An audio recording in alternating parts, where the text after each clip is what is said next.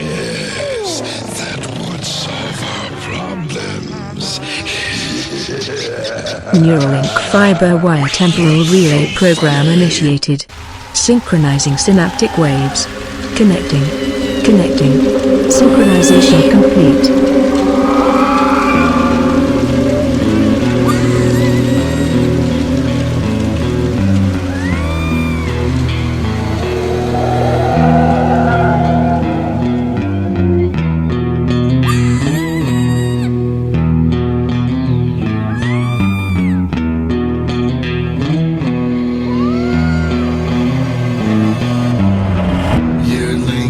Missing. Your link is lost, so lost. Your link is missing. Your soul is lost, so lost. It's somewhere out there. The witch is calling. It's somewhere out there. Your soul is falling. Your link is missing. Your link is lost, so lost. Your link is missing. Your soul is lost, so lost. It's somewhere out there. The witch is calling. It's somewhere out there. Your soul is falling. Today I shall be covering a slight favorite character of mine from Norse mythology known as Foamy, Ratatoskr. This seemingly entertaining immortal squirrel is listed as an antagonist of the old gods and is comparable to the Asian myth of the Monkey King. It says in Norse legend that Ratatoskr runs up and down the world tree delivering messages for the gods. However, in the legend of Ragnarok this character is painted under a different light as he is labeled as the antagonist that begins the destruction of the world. Legend has it that while running his errands he begins to bear false messages between the god of the light known as the Great Eagle, who resides at the top of the world tree Yggdrasil, and the god of darkness and destruction, Nithhogr, who resides beneath the tree and actually is supplanted by the roots of the tree, sort of like a mixture between Atlas and Hades. As the tale goes, Ratatoskr's false messages will incite unrest between the two gods, which will eventually infuriate Nithhogr, who will rise up to do battle against the Great Eagle, which will cause the world tree to be destroyed as its roots rest on top of him and usher in the destruction of the world, not just the world but all 9 realms, considering that Yggdrasil represents creation as a whole. Now there are other theories involving the Norse gods. Some modern perspectives suggest that the Eza and Vanir were in fact the survivors of Nibiru, and that these split warring houses were the royal warring family of Vanir that had escaped Nibiru's destruction and come to Earth. This information is sourced in the lost books of Enki that read more like a captain's ship log than anything else. One connection that ties them to this is the daughter of Vanir, who was exiled when the battle of the royal families began and had returned to her people's original home system and discovers Earth after passing what is listed as the god Hammer's Belt, which would translate to Mjolnir's Beltway, or Thor's Hammer's Beltway, meaning the Kepler asteroid belt. Something I wish to add that I have noticed is that strangely our legends of alien encounters throughout our history have slowly been taking a change from being a variety of different species to them all deriving from one enemy species described as the reptoids, or reptilian species, of Orion Nebula. Now, as one who has had interaction with their ship's systems as a maintenance repair member, and so I am privy to some of the communications that go back and forth out there, I can tell you that the reptoid species is not indigenous to any one world but are in fact an army that is as destructive as a pack of gremlins. The wow signal received in the 90s that was made to lead human scientists to believe it to be a genetic sequence unlocking the secrets of human DNA was actually the genetic sequence to begin production of these reptoid clones, which are so destructive they would only dare to drop the coded sequence from a distance as to not become caught in the chaos these things create. Think of them as a mixture of critters, gremlins and the movie species all combined into one quickly mass-producing species that also can assume whatever physical features once first hatched. They go through a quick 1-week maturity stage that will resemble children from a distance, but as you get closer they will appear pale in complexion with large black eyes, and they always travel in groups. If you see one, then guarantee you don't see the one behind you that is about to kill you. The Arcturians tried to integrate them into a hive mind control system to gain control of the situation when they came to their world, but they reproduced in such large numbers so quickly they overcame the control matrix easily, and eventually they had to sanitize the whole planet. I think these things either were here once and we managed to contain the issue, or the scientists were smart enough to see the alterations of genetic information and refused to begin creation. For now it seems they are influencing an alteration to our history of alien encounters to be that of interactions with these reptoids creatures. I stray off topic, however, back to the legends of the eternal squirrel. You'll have excused the Norse translations do not come out too clearly with this bot voice translator. In Norse mythology, Ratatoskr, Old Norse, generally considered to mean drill tooth or boar tooth, is a squirrel who runs up and down the world tree Yggdrasil to carry messages between the eagle perched atop Yggdrasil, and the serpent Nithhogr, who dwells beneath one of the three roots of the tree. Ratatoskr is attested in the Poetic Edda, compiled in the 13th century from earlier traditional sources, and the Prose Edda, written in the 13th century by Snorri Sturluson. In the Poetic Edda poem Grimnismal, the god Odin, disguised as Grim, says that Ratatoskr runs up and down Yggdrasil bringing messages between the eagle perched atop it and Nithhogr below it. Benjamin Thorpe translation: Ratatoskr is the squirrel named, who has run in Yggdrasil's ash, he from above the eagle's words must carry, and beneath the Nithhogr. Repeat Henry Adams Bellows translation: Ratatoskr is the squirrel who the shall run, on the ash tree Yggdrasil. From above the words of the eagle he bears, and tells them to Nithhogr beneath. Ratatoskr is described in the Prose Edda's Gylfaginning chapter 16, in which he states that, an eagle sits at the top of the ash, and it has knowledge of many things.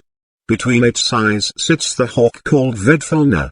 The squirrel called Ratatoskr runs up and down the ash. He tells slanderous gossip, provoking the eagle and Nithhogr. According to Rudolf Simek, the squirrel probably only represents an embellishing detail to the mythological picture of the world in Grimnismal. Hilda Ellis Davidson, describing the world tree, states the squirrel is said to gnaw at it, furthering a continual destruction and regrowth cycle, and posits the tree symbolizes ever-changing existence.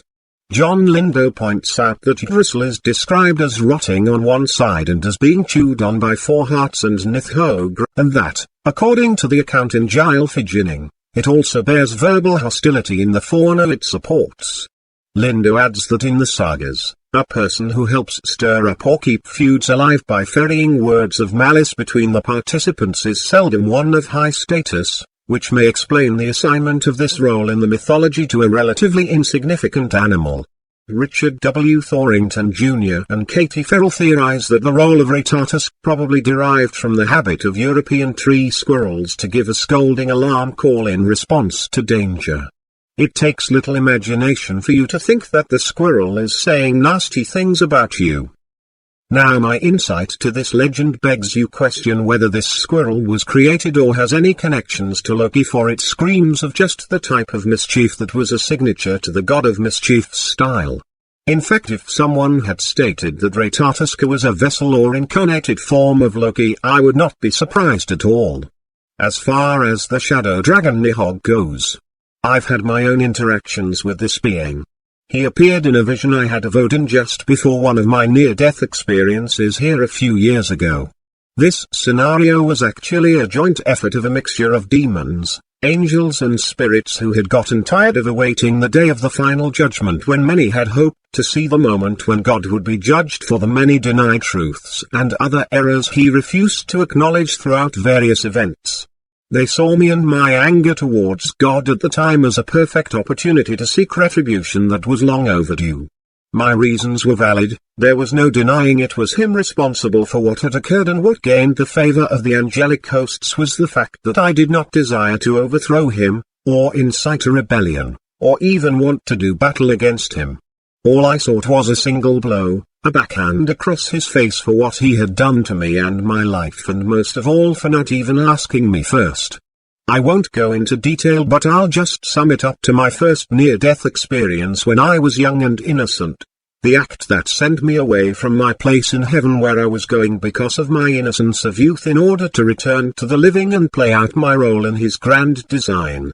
I'll just leave it at that, otherwise we'll be here forever. So there he stood before me as Odin, the god of all my father's fathers, the All-Father. Empowered by those below, sanctioned by those above, and brought before me by those who came before, I did not disappoint. With my last breaths I said as he held out his forearm like in greeting, "This is for my life, you bastard." And as my hand passed through what should have been his face, I felt a warm dense sensation where his face should have been. "You could have asked me first," I said as I fell backwards onto the bed. This is when Nihog appeared as a vapor-like serpent and said, "I am not done with this one yet." And the mist went into my mouth as I fell onto the bed and ceased breathing. I was told I was out for at least 5 minutes before I started breathing again.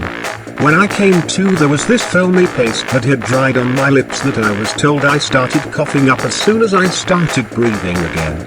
At first I thought it was Jormungand because of the serpent reference, but learned later it was a form used and associated with Nihol, the Norse god of darkness and destruction. I'm guessing he must have admired my guts and decided to allow me to live, snatching me out of God's wrathful vengeance by sending me back to Earth. It also explains why I saw the Archangel Michael himself this time briefly as he grabbed me by the back of my neck and waist and threw me back through the tunnel as he said, "And stay out."